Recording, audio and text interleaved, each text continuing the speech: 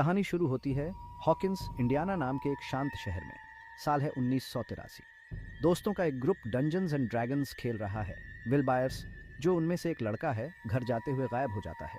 Will के गायब होने से हॉकिंस में दहशत और उलझन फैल जाती है। उसकी मां जॉयस बिल्कुल बिखर जाती है। पुलिस चीफ जिम हॉपर के नेतृत्व में जांच शुरू करती है।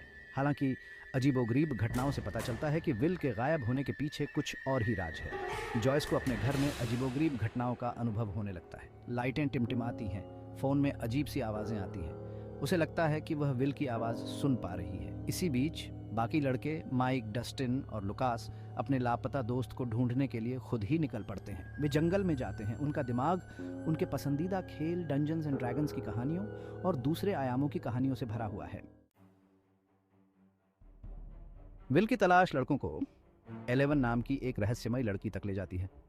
11 के पास असाधारण क्षमताएं हैं, जिसमें टेलीकिनेसिस और एक डार्क पैरेलल डायमेंशन, जिसे अपसाइड डाउन कहा जाता है, से उसका जुड़ाव शामिल है। ये दूसरा डायमेंशन उनकी अपनी दुनिया का एक भयानक प्रतिबिंब, विल के गायब होने की चाबी अपने अंदर समेटे हुए है। 11 अपने दर्दनाक अतीत से घिरी हुई है, किसी पर भरोसा करने से हिचकिचाती है। लड़के 11 की हालत और विल से उसके संबंध को देखते हुए उसकी रक्षा करने की कसम खाते हैं। उन्हें एहसास हो जाता है कि वही उनके दोस्त को खोजने और उसके गायब होने के रहस्यों को उजागर करने की कुंजी है। 11 उनकी वफादारी से प्रभावित होकर धीरे धीरे उन पर भरोसा करने लगती है। वह अपने अतीत की कुछ झलकियां दिखाती हैं, एक भयानक सरकारी प्रयोग और अपसाइड डाउन में छिपे एक खतरनाक प्राणी की ओर इशारा करती है। स्ट्रेंजर थिंग्स सिर्फ एक साइंस फिक्शन थ्रिलर से कहीं बढ़कर है। यह 1980 के दशक के लिए एक प्रेम पत्र है। यह शो उस दौर के सौंदर्य से सराबोर है, जिसमें सिंथ हेवी साउंड ट्रैक से लेकर बच्चों की बाइक और वॉकी टॉकी तक शामिल है।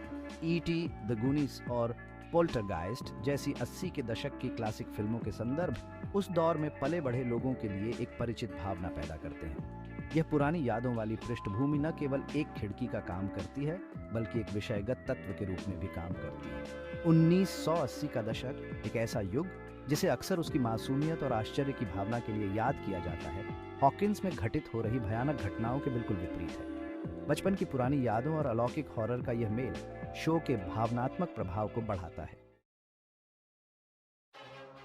भाग 4, अलग अलग विषयों का मेल। मूल रूप से स्ट्रेंजर थिंग्स दोस्ती और अज्ञात का सामना करने पर साहस की कहानी है।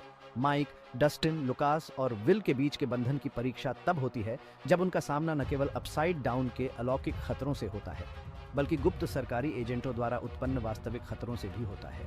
संदेह और अविश्वास का सामना करने के बावजूद अपने बेटे पर जॉयस का अटूट विश्वास एक मां के प्यार की ताकत को दर्शाता है। चीफ हॉपर, जो एक व्यक्तिगत त्रासदी से घिरा हुआ है, विल की तलाश में एक नए उद्देश्य को पाता है।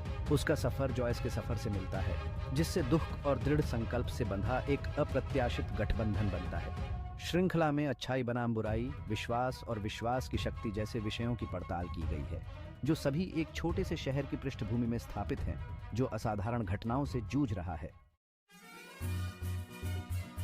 भाग 5, आलोचकों की प्रशंसा और दर्शकों का प्यार। रिलीज होने पर स्ट्रेंजर थिंग्स को आलोचकों द्वारा व्यापक प्रशंसा मिली। आलोचकों ने शो की मनोरंजक कहानी, उसके प्यारे पात्रों और 1980 के दशक की यादों के कुशलतापूर्ण चित्रण की प्रशंसा की। प्रदर्शन, खासकर युवा कलाकारों के प्रदर्शन को उनकी प्रामाणिकता और भावनात्मक गहराई के लिए सराहा गया। शो के रचनाकारों डफर ब्रदर्स को हॉरर, साइंस फिक्शन और आने वाले उम्र के नाटक के तत्वों को मूल रूप से मिश्रित करने की उनकी क्षमता के लिए सराहा गया। पुरानी यादों, रहस्य और हार्दिक भावनाओं के मिश्रण से दर्शक मंत्रमुग्ध हो गए। चरित्र भरोसेमंद और त्रुटिपूर्ण सभी उम्र के दर्शकों के साथ गूंजते हैं। शो के क्लाइमैक्स ने दर्शकों को और अधिक के लिए तरसते हुए छोड़ दिया। आगे के रह करती है, जो हमें दोस्ती की शक्ति, साहस और अज्ञात के स्थायी आकर्षण की याद दिलाती है। इसकी विरासत एक आधुनिक क्लासिक के रूप में अपनी जगह को मजबूत करते हुए गूंजती रहती है।